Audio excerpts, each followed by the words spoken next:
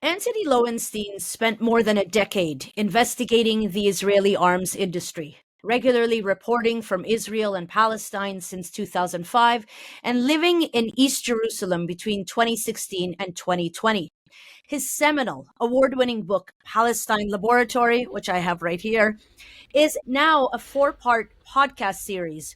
If you were as rattled by what you read in the book as I was, this will raise your hairs even a bit more because it lifts the words off the pages and brings to the fore the real life impact and consequences of Israel's arms and tech exports.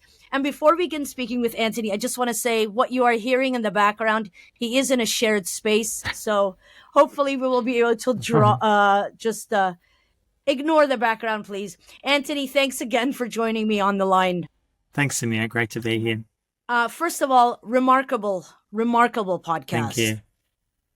Let me ask you what the experience was like, sort of taking the book and making it into a podcast. What was that process like for you? The book had come out in May last year, so obviously a few months before October 7. And then October 7 happened and the work and the issues kind of exploded. I mean, the book was doing quite well before then, but people were really hungry for, I guess, information. The book itself is not about October 7, although there's a new edition that came out recently which does address October 7, the attack by Hamas, but also the year plus since. And then a journalist I'm from Australia, in Australia, messaged me soon after October 7 and said, this book needs to be a podcast. Here is how you should do it. We had a conversation. She's an amazing journalist herself. And it sort of evolved from there. The idea of trying to explain, as you know, the podcast is not a direct adaptation. There's certain things that are similar, but a lot of it expands. And there's one whole episode. It's a 4-part series. One whole episode is just about October 7 and the aftermath. And in the end, we partnered with Dropsite News, which is this great new investigative site in the US, which was founded by some of the almost refugees from The Intercept. And they're doing some remarkable work, and that, I guess, our ambitions aligned, so to speak. But the process was, I mean, I'd done podcasts before, but not of this length. And for those who haven't done it, like most podcasts, most people listen to is an interview between like you and me. And I'm not minimizing the work that is involved somewhere that it is. But this is a scripted podcast. So it's like a film in a way. Of course, there's no visuals, although we did release a video trailer too. But it was bloody hard, frankly. You're writing sort of 4 40-minute episodes in different sections. Firstly, about before 1948, since 48, since 1967, since October 7, and trying to bring it alive, not just through throwing facts at people, which is not unimportant, but through people's stories and experiences, either people who suffered because of Israeli weapons in Pinochet's Chile in the 1970s, or people literally in Gaza today who are reporting from there, and also who are trying to document the new weapons that Israel is using since October 7. So it was an invigorating experience, difficult, long. It took about a year. Yeah, there was a very chilling section in that first episode where one of your guests was describing how children in Gaza know the sounds of the different technology that's being used. They know if it's, a drone or an F-5 or whatever. Can you talk to me a little bit about that? What your guest was telling you about that? So this was Mariam Dawa. She was a friend of mine who I made when I was working in Gaza about 8 or 9 years ago. She now lives in Australia. She was able to get out since October 7. She's now here with her family in Sydney, where I am. And she spent most of her life in Gaza. So what she's really saying there is that because there's been so many wars on Gaza, and people need to remember, more than half the population, it's about 2.3 million, although it's a bit less now because of the war, are under 18. So it's a very young population. As I say in the show, you often hear children playing, crying, screaming, swimming, whatever it may be. And there's been 6 wars since 2007, Israeli bombardments of Gaza. This, of course, latest one is the most devastating by far. But kids and adults, really, have experienced to recognize certain sounds, weapons, drones, planes, bombs. But even Mariam was saying that since October 7, of weapons that were being used, she was in Gaza from October 7. I think she left in the first months of this year. So she was there for a decent amount of the war, when it was, in some ways, its most intense, when Israel just exploded in this orgy of violence in the first months of the war. And it's really, your comment is notable, Samira, because a lot of people have commented on that particular idea that children in most parts of the world, although of course not all, if you're a kid in Sudan, maybe you don't recognize a weapon, but your country has been racked by war for years as well. So it's not on one level unique to just Gaza. But the fact that Gazans are essentially trapped in this tiny enclave, yes, some have got out since October 7, a handful, including some friends of mine, including some to Australia, but the vast majority are trapped. And they are, frankly, guinea pigs to all the hideous weapons, both surveillance and deadly weapons that Israel has been using. So hearing kids being able to explain what they're actually witnessing and hearing is really a side of the war I think that hasn't got nearly enough attention. Because there's been, again, Palestinian journalists have done remarkable work there. There's no shade on them whatsoever. They've done unbelievable work.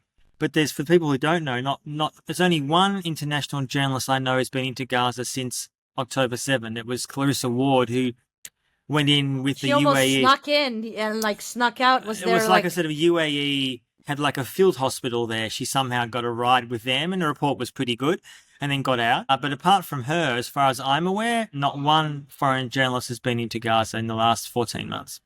You know, some people like to think Douglas Murray is a journalist, but yeah, some would. I mean, he's kind of a clown being paid by God knows who to write screeds of racism, but that's his shtick for about 20 years. So, you know, good old Douglas, yeah. Yeah. Beyond the audio aspect, how is the podcast experience of the book different? Like, in what ways do you think you were able to explore more of this subject with the You know, one of the reasons I wanted to do it was that although I write and I'm going to write another book, I've written many books, I still believe in the power of the written word. Even in our age where we spend so much of our time on our ridiculous phones and on Instagram and whatever, but I think there's value in still reading and something that's longer form. But a lot of people either won't read a book, no shade on them, they won't, they can't, whatever the reason. And a podcast, I think, and an audio experience is very different to a book. It allows people to get engaged in a subject.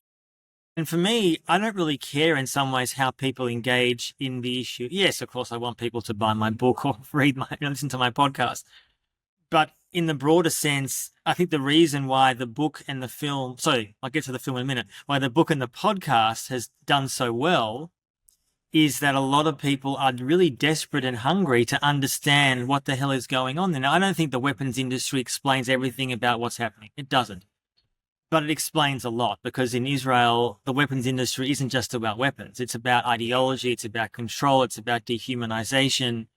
It's about a belief that Israel is able to get huge amounts of global influence because of an arms industry. So I think for a lot of people, a podcast is really giving them a different, quite emotional connection to an issue. And we're getting messages from people. Just yesterday, someone messaged me from the North Caucasus, not a place I've thought much about in life. I mean, you know, it sounds like an interesting place, but I've never been there, who are obviously, I guess, speak English, presumably, who were just fascinated by the subject. And I think this issue, as I've often said, there are lots of other conflicts in the world. Israel-Palestine is not the only one. I've written about many of them myself, and there are other important issues in the world. There's no question about what's happening in Iran, as you would know very well. Afghanistan, Sudan. It's not the only issue. But for a variety of reasons, this issue, Israel-Palestine, is so electric because it's not just about Israel-Palestine. It's about US foreign policy and weapons and imperialism and colonialism and dehumanization and Iran, indeed. And the US and Washington and Biden and Trump. I mean, lots of stuff. And I think for a lot of people, they are often overwhelmed by what seems to be what is this daily just horror show. And I think to get an insight into it and to hear those personal stories and recollections, both historical but also the present day, I think has really impacted people. So I'm really gratified by that response. It really humanized the book for me. You know, yes. It wasn't just that, you know, you were hearing from these characters and how this actual industry impacts them, but it really humanized it in a way that I don't think the book did for me. You know, the book, I found it really interesting and dense and like full of stats and stuff, but hearing from Palestinians saying, you know, when we hear drones, it's a good day. When we only hear drones, you know. And in some ways, I think, and that's I guess maybe that's my lack of skill as a writer, but I think in some ways books have a limit. Now, I'm not saying books can't be emotional. People can read books and be moved and cry. And of course, my books generally maybe don't have that response, but I think other mediums, podcasts, films, TV shows, can have a really different response. And I think because we are in an age, for better or worse, where people are arguably reading more than ever, but not necessarily reading long books. People still read books. I mean, books are still around. Hopefully they'll be around in 50, 100, 1,000 years. But clearly what people are consuming is changing. There's no doubt about that. I worry about the future of the book, but that's maybe a separate conversation. Overall, I think people really want to be moved. And I think getting into people's heads and seeing and hearing the impact of a war that can seem kind of up here. World leaders are fighting over the issue. Israel's doing horrible things. Maybe Palestinians are doing horrible things. So the narrative goes. I mean, just literally the last few days, some listeners may have seen this. There was an editorial in the Wall Street Journal talking about the International Criminal Court now calling for the arrest warrant of Netanyahu and Gallant, the former defense minister. And I'd encourage people to read this editorial because in some ways it goes to the heart of what we've been talking about for 14 months. What does it say? It says, well, there's terrible things happening in Sudan, Myanmar, and elsewhere. No doubt true. The ICC is for those people. It's not for people like us. It's not for Israelis or Americans or nice white people. It doesn't use that term, but that's truly what it means.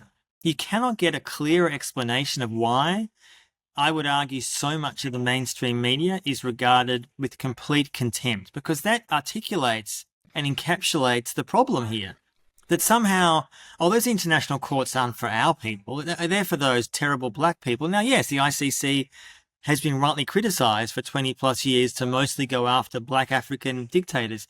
And they've done some horrible things. I'm not excusing them at all. But it's not for us. It's not for our people. It's not for people like you and me. This is what the Washington Post is really saying. Yeah, I mean, it felt like they were saying Israel has its own courts. They can take care of their own business. It's all nonsense. Of course it has its own courts. Come in. Yeah, exactly. I mean, it has its own courts, but essentially, I mean, within 14 months in. Yeah. And Israel has essentially prosecuted nobody, barely anybody. And if they have prosecuted a handful of soldiers for the most minor of infractions. It was petty theft, I think. Yes. Yeah. And they're not going to prosecute them because there's no interest in doing so. So I only mention that because I think a lot of people are hungry for more. And whether it's a podcast or something else, and hopefully this podcast came around at the right time. It makes everything really accessible, I think, the podcast. It makes all of the hurly-burly and the bombardment of information coming at us accessible in a way that I don't think, you can't read 30 newspapers in a day. No. But for the purpose of this interview, I really want to hone in just on episode 1, which is a history that I think a lot of people don't know. And it's titled The Startup Nation, episode 1, because it really lays the foundation for how Israel has come to be one of the largest arms and tech exporters in the world, and how it experiments equipments on the Palestinian people. You take us all the way back to the early 1900s to talk about that formation. What was happening back then in Ottoman Palestine?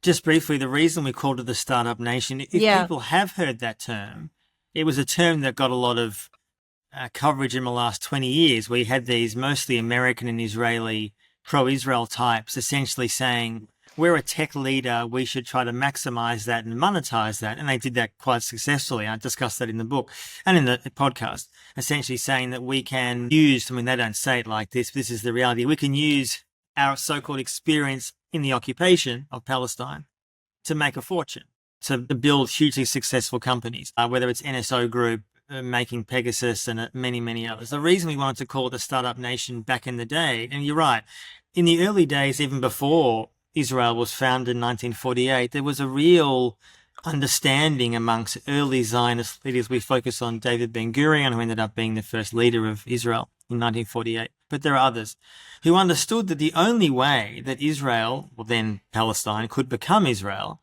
was through force of arms. Now, you cannot essentially begin a new nation when there are already huge amounts of what were then Arabs living on the land. There were some Jews in Palestine. They've been there for a long time. No one can deny that. But the vast majority of people there were Arabs. And the only way you can do that is essentially cracking heads. That's it, ethnically cleanse. And the early writings of Zionism are very clear on that. We are, as they say, this is my language, this is what it said, we are a colonial movement. We have the right as Jews to essentially come back, so the argument went to our ancestral lands. But the problem is a lot of Arabs living there. How do we deal with that? So what was essentially happening in the early 1900s, before World War II and certainly very much after the Holocaust, was to kind of almost promote the idea that we as a Jewish people could be an ally to then the British, who were then essentially leaders of the world, or at least of the Western world, or then the US after World War II.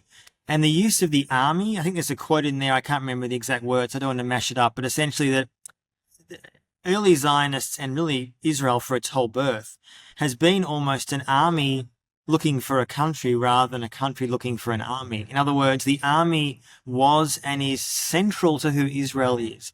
The vast majority of Israelis now serve in the military. Not all, but many, most. And the mindset that requires, especially since 1967, when you are an occupying military in the West Bank and Gaza, the only way you can do that as a nation for more than half is to dehumanize those you are occupying. You do not see them as equal citizens. You don't see them even as people. You see them as terrorists, as a problem to be solved. And that was the case from day one. So the reason we wanted to explain that was right from the beginning, Ben-Gurion realized there needed to be a domestic weapons industry. Now, of course, back in the day, it was mostly guns and other sort of things. That's, of course, developed hugely in the last 20 years. But the whole idea of building a domestic weapons industry, both to help early Zionists, but also to sell, was central to how Israel viewed itself from day one. And I think many people don't really recognize that, as you say, Samira, that this was built in its DNA from the beginning. And it's really only accelerated since 1967, so more than 50 plus years since then. Yeah, one of your guests on that first episode is Chaim Resheth Zebner, who's a historian and professor and filmmaker, author of the book An Army Like No Other, how the IDF forces made a nation. And this comes back to what you were saying about the army making a nation. And he talks about how Israeli society was built around an army. Can you take me through that sort of early formation? There's an organization called Hesh Amir that was sort of integral to that. Who were they? Yeah. They are deeply complicit in the maintenance of Israel's settler state. They are central to it, without which you could argue there would not be an Israeli state as it is today. There was also something in the episode that I really sort of, when I talked about raising the hairs on the back of my neck, it has to do with the Arab Revolt. And you touch on that in episode 1. This was the revolt of 1939. You talk about the Haganah, which is one of these Zionist militias working in cahoots with the British Army. How, and sort of bringing these terrorist organizations under the British Army, how were they helping each other quell this revolt? So one of the early realities, when the majority of people in that land had been Arab for a long time, as I said before, there were some Jews who'd been there. In general, and I'm not romanticizing this, generally they got on pretty well. When I say they, being Jews and Arabs, there were issues. I'm not saying it was utopia, but in general, you fast forward to the 1930s and it was pretty clear that there was massive tension and growing, partly because of the Balfour Declaration, and partly because Arabs realized they were being discriminated against by the British, partly because the British were overlooking Zionist militias who were going after them. The Arab Revolt was essentially Arabs saying, we don't give our labor to the state anymore. We are protesting for years. It was crushed, or it was an attempt to crush it brutally by the British. The Haganah, which was the main Zionist militia, which was central in 1948 as well to the establishment of Israel, worked often covertly with the British. They were trained and armed by the British to crush it as an attempt to say Arab nationalism will not be tolerated at all. And really, I see a straight line between that and now. Now, obviously, the situation is different in some ways. There's now an Israeli state. There wasn't then. But the way that Western powers, including Britain, are now very happy to support Israel trying to crush whether it's any resistance in the West Bank, Gaza, or elsewhere, or frankly any kind of expression of Palestinian nationalism at all. So, yeah, the Arab revolts were pretty central, in fact, to what was, I would argue to some extent, the inevitable breakdown of relations. I mean, in some ways, how do you have a violent Zionist militia force being built within Palestine, not coming into profound conflict with Arabs. How was that ever going to work in any other way? Arguably impossible. And that outcome, although the establishment of Israel was not inevitable in 1936, it's before the World War II, it was before the Holocaust, it's impossible to say what would have happened. I think many early Zionists were shocked with how fast an ideology which had only been born really at the late 1800s became reality within 50 years. It's pretty remarkable in that way. Of course, there was political reasons, World War II reasons, Holocaust reasons, many reasons. Racism towards much of the Arab world, I would argue. Yeah. And And as I said, anti-Semitism. indeed, it was exactly. It wasn't as if as I said, the British or Americans mostly loved Jews. They didn't, at all. But there was a weird admiration for saying all those Jews could maybe go over there. They could sort of leave us, and we'll support them, but we don't sort of deal with them here being in the West. So yes, anti-Semitism was actually a weird central part of this from the beginning. So yeah, the Arab Revolt was a turning point in the history for sure. And you pointed out something that really blew my mind. I had no idea about this, how the British used tactics employed to sort of quell the Irish uprising of 1919 when they were in sort of Palestine Mandate and they were dealing with the Arab Revolt. What were some of those tactics that were used?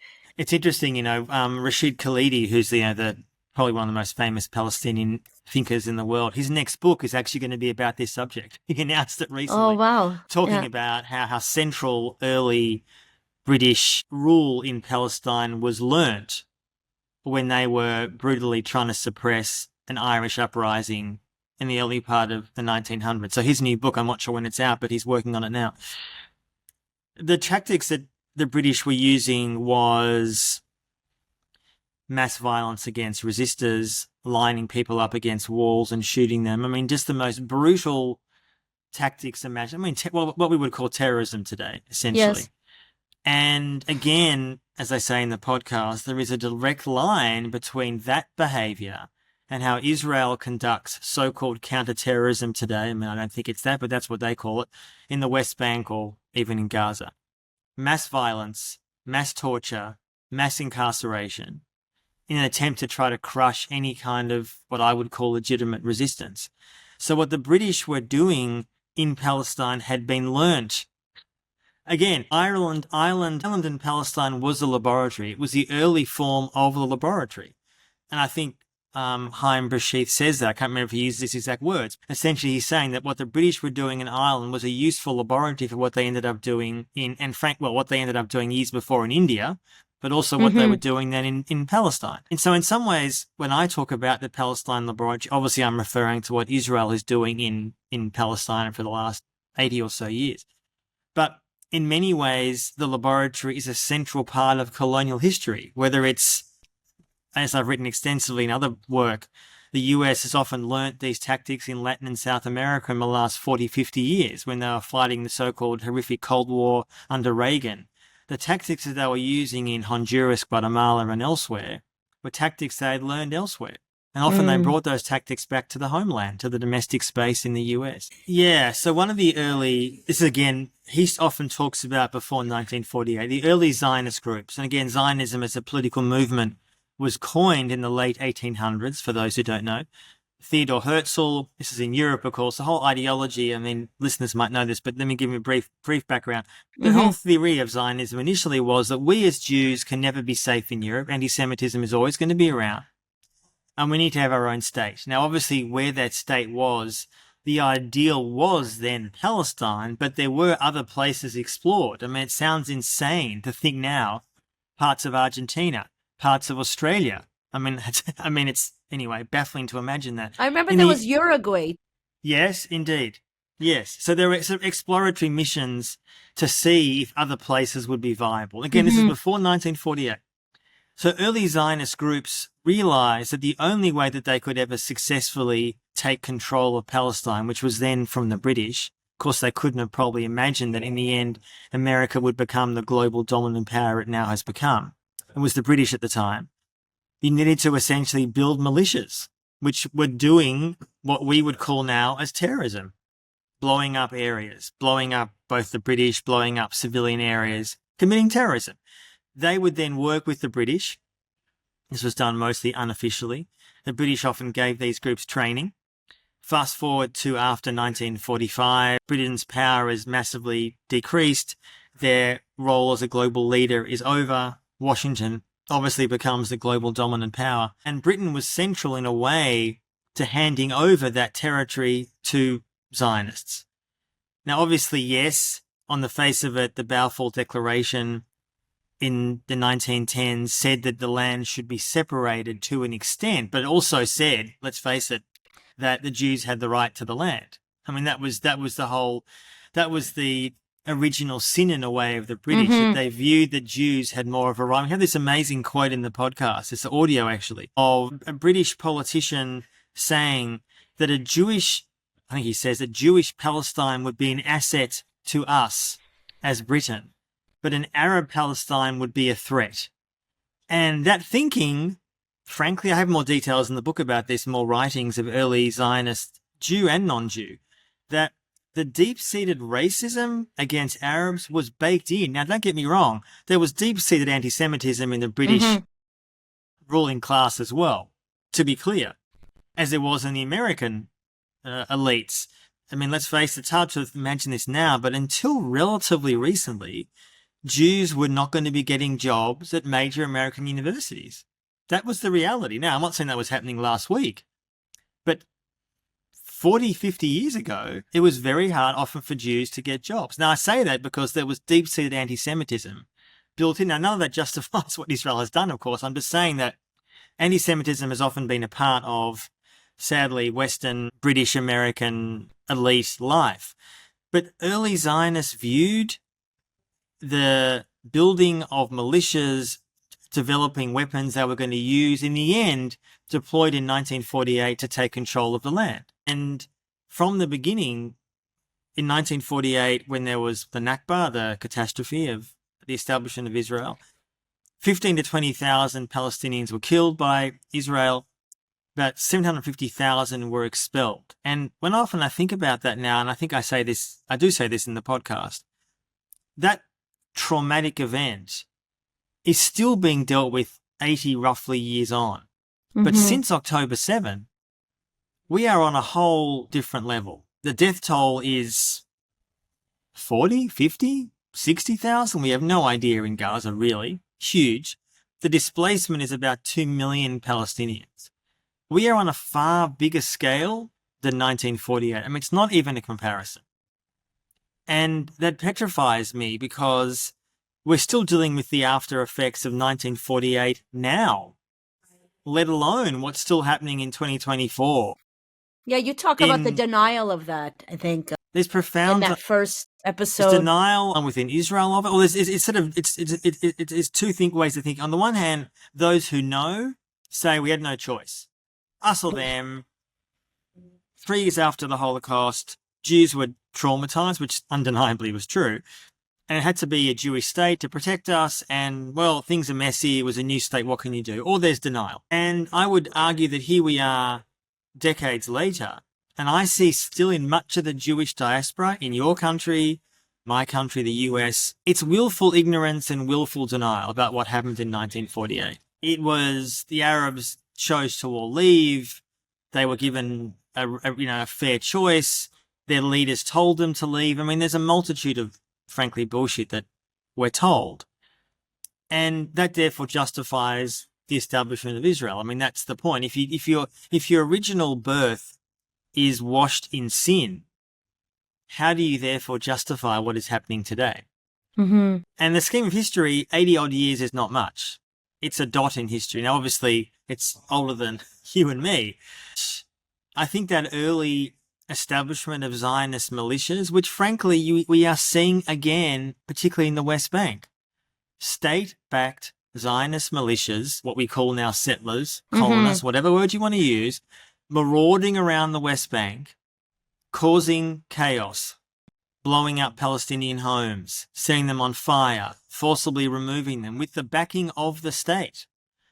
And I just saw overnight, in fact, that the finance minister of Israel Smotrich yeah. is essentially saying what everyone has known, that the plan in Gaza is to thin out the population, and it could be half what it is now within a couple of years through forcible removal.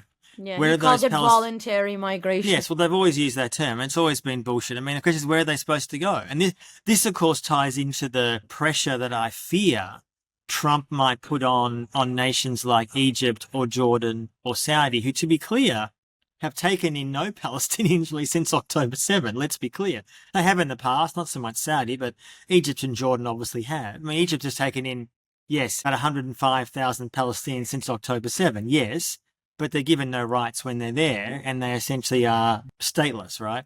I fear that Trump will put a gun to the head of these nations doing Israel's bidding and saying, right, you should take in 500,000 Palestinians.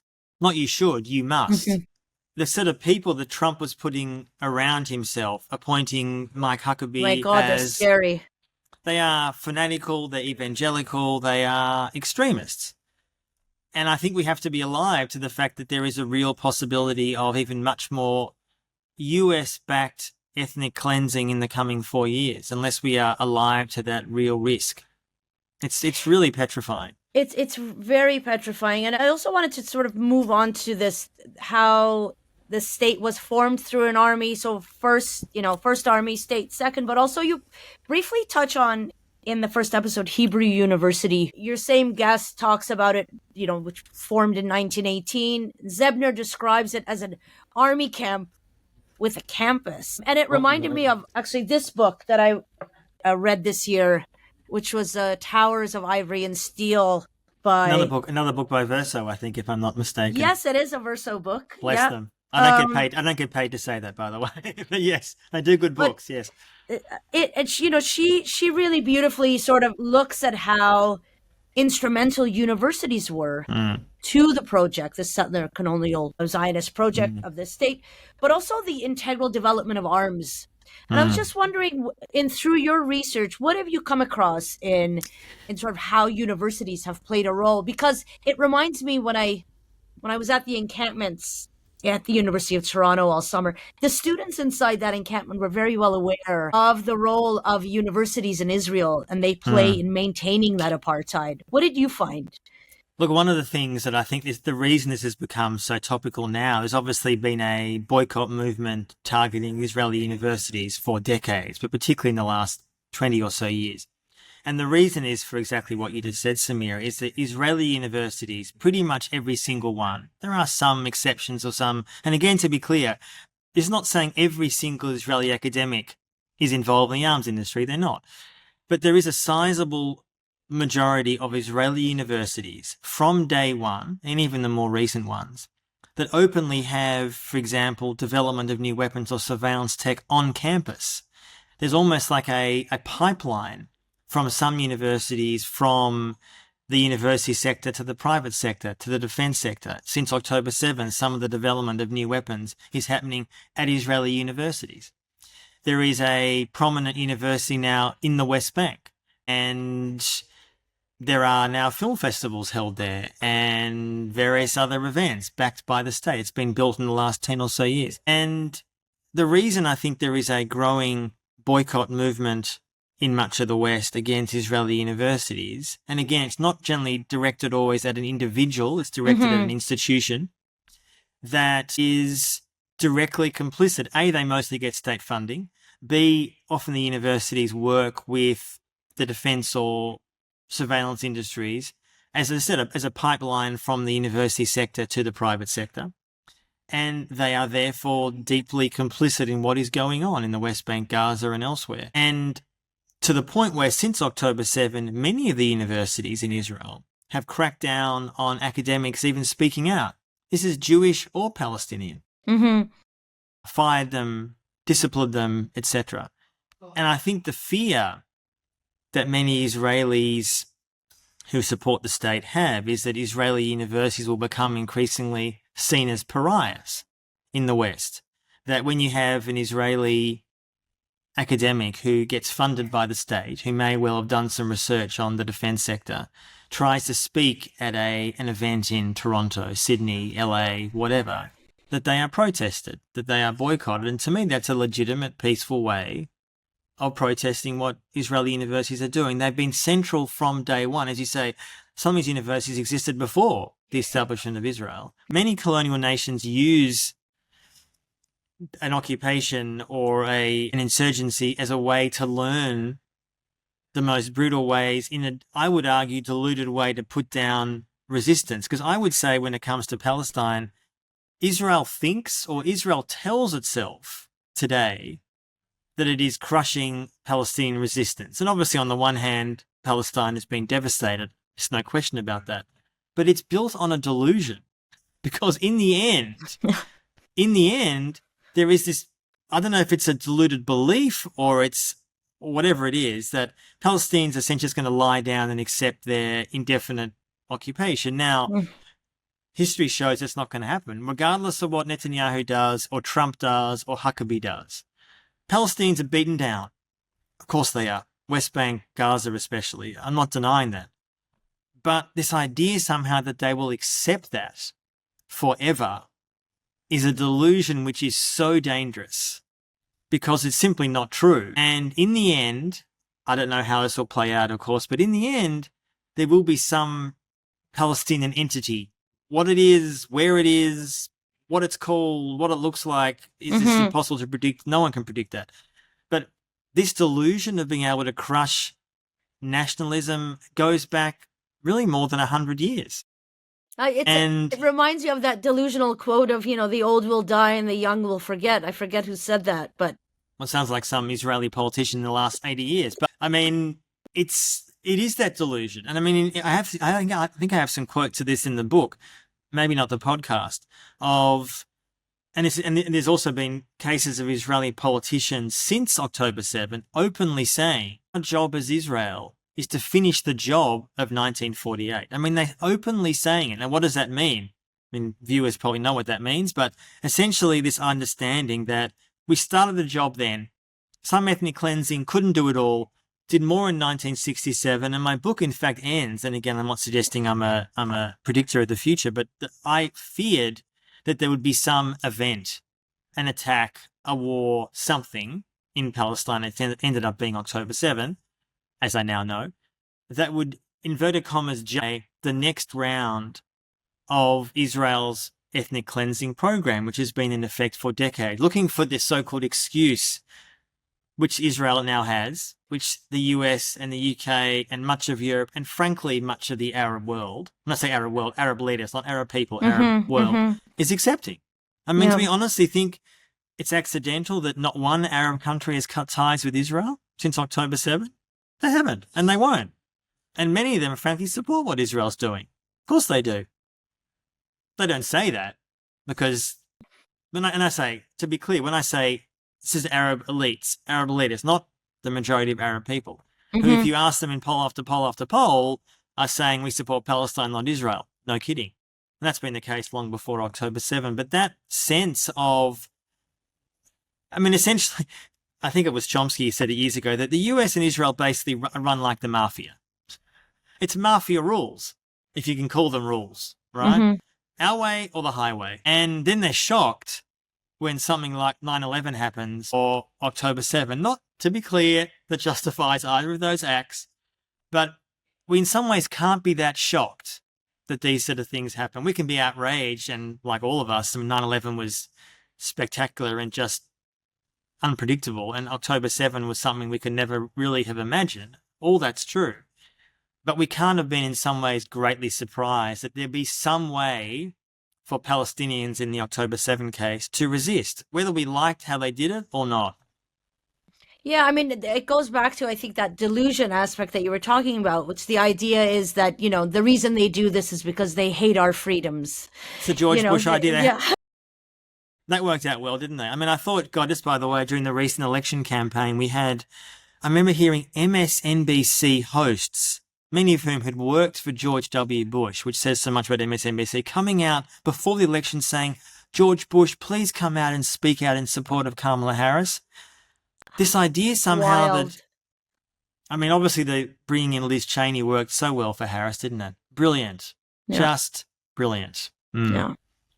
Yeah, I don't know what they were thinking there. But there was a tactic that you brought up also of really basically human shields. Like you were talking about Yes, British convoys putting radicals. This is in 1919 on the front of their convoys to yes. prevent people from attacking them. I mean, And that's been happening in the West Bank. Israelis putting Palestinians on the front of their jeeps when they're driving around the West Bank. There's literally, if people don't believe that, they can Google it. There was a very infamous case in Jenin this year, last year, I forget now, recently. Happens a lot.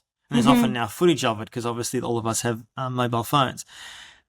Again, the laboratory continues in a different form, in a different era. I want to come to the sort of, I guess, fitting in with that profound denial that you were talking about. Episode 1 finishes with a quote from Palestinian historian Ghada Karmi. Karmi Yeah. talking about leaving Palestine with her family, how they thought it was just for a while until, Mm, things died down a little bit, and never being allowed to return.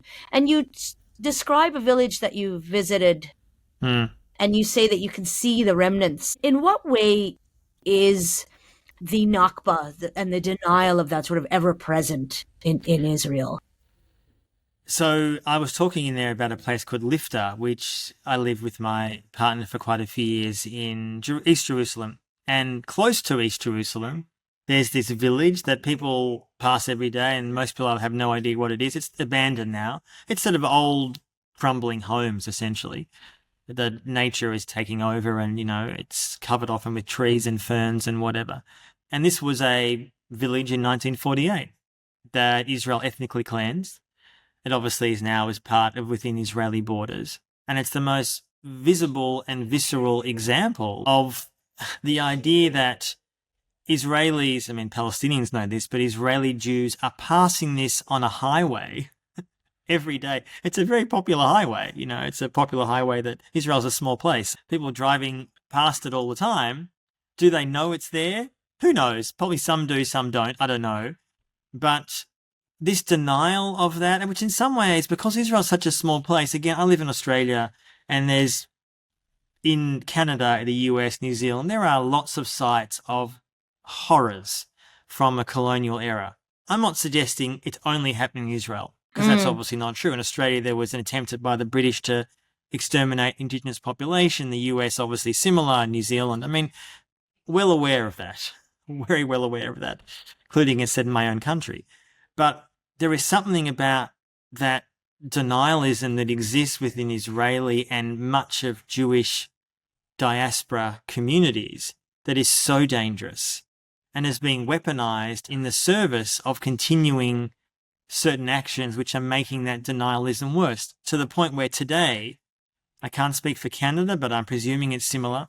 I know in much of the mainstream Jewish community in Australia, US, and elsewhere, and I'm sure it's the same in Canada, the information that they are mostly reading is parallel universe to what is going on. Now, Yeah. some people might read, they say, oh, Israel is burning children in Gaza. That's obviously nonsense. That they would never do that. Okay, that's denialism. But this idea somehow, it's all a war of defense. We have no choice. It's all Hamas's fault. And I know often this sort of stuff because I'm reading, for my sins, a lot of the Jewish press in Australia and the US. I don't read it so much in Canada, but I'm sure it's very similar. Yes. It's parallel universe stuff. Yeah. Now, no one is stopping those Jewish people to get to other sources. They could go online, Instagram, I don't know, Haaretz, Al Jazeera. No one's blocking them doing that, but they won't. And that denialism, I think, is incredibly important to maintain the myth that allows you to continue to support Israel. And as I've often said for years, the more extreme Israel becomes, the more extreme its followers need to become as well. Because as Israel moves, not inevitably, but I'd say more and more likely towards a theocratic future, I'm talking about a Jewish theocracy. And Trump, I think, will accelerate that with people like Mike Huckabee. What are the so-called liberal Jews in the West going to do? Now, many young people, I saw a survey just this week that was done by the Israeli government of all places, which found that, yes, the majority of young Jews in America still supported Israel's right to exist, okay, but a third of them also said they had sympathy with Hamas. Now, the results were wild. They were and I think 66% express support for Palestine. There is a generational shift going on, Yes. to be sure. Yeah. And to continue that illusion of what Israel is and what it stands for, you need to have certain blinkers on. There is no other way. So as Israel becomes more theocratic, more repressive, more brutal in the West Bank, even in Israel itself, what are Israel's supporters going to do? They have to deny 48. They have to deny 67. They have to deny the reality since October 7 in the last 14 months. And the fear I have is that increasingly Israel itself has given up mostly on liberal Jews. I'm generalizing. There are some liberal Jews in America and elsewhere who still support Israel. I'm well aware of that. But the political headwinds globally are towards the right. Mm-hmm. Trump, Milei in Argentina, various governments in Europe, etc. And evangelicals who are now going to be at the heart of the US government with people like Mark Huckabee and others. And I think more and more Israel and its supporters see its future on the right, the far right, and evangelicals. And if liberal Jews get squirmish with occupation, who cares? Don't support us then. We don't really care anymore. We have the political power in our, and I think for the coming years, they're probably right on that the political left in general doesn't support Israel. I mean, quite clearly. There are some liberal Jews who do, as we know, for sure. Liberal Zionists who are still tortured and somehow enjoy being tortured about this contradiction of what they think Israel is and what it could be, talking about a two-state solution. Good luck with that. But in general, I think Israel sees its future with the right and the far right, including, as I've written about in the book and we touched on in the podcast, with the global far right, including quasi-neo-Nazis. Mm-hmm. Yes, it's some strange bedfellows right now. Yeah. Worrying bedfellows that endanger all of us, including me as a Jew, no doubt. Yeah. When you were talking about that, Israeli society is going in tandem with that sort of becoming very right-wing. I was watching recently, I think it was Israeli N12, the news channel. The reporter was being attacked. They had gone to speak to people in Haifa, and people surrounded. This is a Jewish Israeli reporter. It wasn't, it wasn't Al Jazeera. Yeah. It wasn't anything. Yes. It was, and they were calling them leftists, traitors. Yeah. So, which is a traitor. Yeah. Yeah, it was very scary to watch. It's scary, and I think there is. I mean, that Washington Post editorial we touched on before continued that myth where it says something like Israel's got a thriving media which will discuss these issues and a really active and activist judiciary. So to think, do you actually know what goes on there? You have literally reporters, and there's some good Washington Post reporters based in Israel. I know some of them. Do you actually read what your own reporters are writing? Do you actually read the Israeli press, which is in English but also Hebrew? I mean, the idea somehow that there is a thriving Israeli press, there's lots of Israeli press, but the vast majority do not cover Palestinians, do not talk to Palestinians, do not feature Palestinians. I mean, even this week, Israel is now trying to suffocate Haaretz, which I think is a fine, which is a fine newspaper. It's liberal Zionist, so I don't always agree with its ideology, but it's done some fantastic reporting. Like every paper has issues I don't agree with, but it does do some very important reporting. I think that sort of paper, I think, would be a real loss if it disappeared, to put it mildly. Yeah. And it's in English and Hebrew. Its English is much bigger because it has a global audience. So this idea somehow that there is, and I've heard this myth for 20 years, it's Israelis love to argue. Oh yeah. Yeah, they love to argue, but they essentially mostly agree that Palestinians don't deserve equal rights and should be dehumanized. And I mean, you know this because you have all these Israeli soldiers still posting every day on TikTok and Insta about the war crimes that they are committing. You can only do that as a society if you feel utter impunity. It's the only way. And you feel like everyone is with you. On side. Yeah. And the fact is that the vast majority, with some notable exceptions, are. Yeah. Yeah. It's funny. I sit with my Iranian friends and we talk about Israel becoming this Judaic republic. Because in Iran, a lot of the people who are very pro-Islamic Republic will say we have a huge press, free press, Right. And it Right. reminds me of the things I'm hearing about Israel and just the place of these rabbis, like blessing Yes, rapists. Like, totally. Well, what's you know, remarkable is that when you say that about Iran, there are some of the more theocratic-minded Israeli Jews, yes, in the settlements and elsewhere. Their vision is Iran or Afghanistan. That is their dream. I'm not saying all mhm. Israelis, just to be No, I know clear. that. Yeah. That is their vision is they think, what a wonderful situation, a religious state. That's exactly what we want. Yeah. And I do not see huge amounts of pressures against that likely outcome. Where is that alternative pressure coming from? Mm-hmm. What, Washington under Donald Trump? Where? Where is it coming from? Again, nothing is inevitable. The future's not written, blah, blah, blah. I get that. But I see a likely reality in the coming decades of a far more religiously minded, theocratic, Jewish ethno-state, which is, some would say, what it is now, which it is, but in a far more extreme, dangerous way, empowered by the most powerful nation on earth, Washington.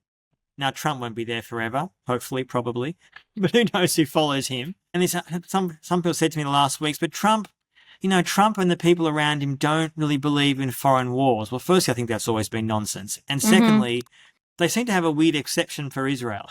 The people Trump has put around him are pro-Israel fanatics. I mean, there's no other word to describe it. And this idea somehow that Trump might cut Israeli funding, good luck waiting for that. It ain't going to happen. Mm-hmm. I want to come back to the podcast because that's what we started about. Yes.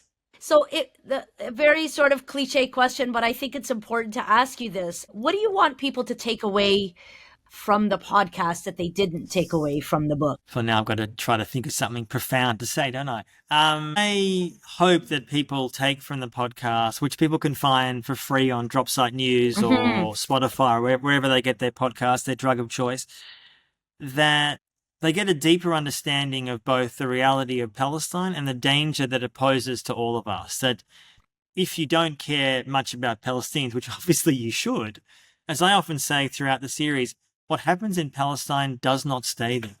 Yeah. It's the Palestinianization of this issue which is impacting all the world, which should bother us. And I'm hoping the podcast, like with the book, will shock people, but not into paralysis. Mm-hmm. That it makes them Yeah. alive to the possibility that it is viable to have, for example, weapons or arms embargoes on Israel. That is one tangible way that people can put pressure on their governments to try to change this reality. Because ultimately, although Israel's economy is suffering a bit, yes, because of the war, the arms industry, believe me, is doing very well. Thank you very much. Very, very well. So I hope people take away the fact that there are real people who are suffering here and who are fighting back against this. That there are critics and dissidents and opponents, Palestinian and Jew, in Israel, but globally. And also, I guess, finally, what I hope people take away from is the fact that you can do good investigative journalism and with bite. Like, I'm not someone like I know, like you, who says, please don't attack journalism. Law journalism is terrible. We agree on that. But there is good stuff out there. Yep. So, yeah, please support it. So I hope people take that away, that it's possible to do that and get support in the process. Maybe you didn't think I noticed, but I heard you say the word film. Yes. So in the last months, I can't go into much detail. Basically, I'm making a film inspired by the book. I've been traveling to about 9 countries in the last months, all very much under the radar. It's a 2-part series, which will be out in the coming months. I'm being deliberately vague, but it'll be out soon and it'll be all over the world and the internet and blah, blah, blah, but it's coming. And yeah, it sort of, again, deepens, different to the book and the podcast, obviously covers vaguely similar areas, but in quite different ways. And I think it'll blow people's minds. So watch this space. Great. Thank you so much again. Thank you, Samira.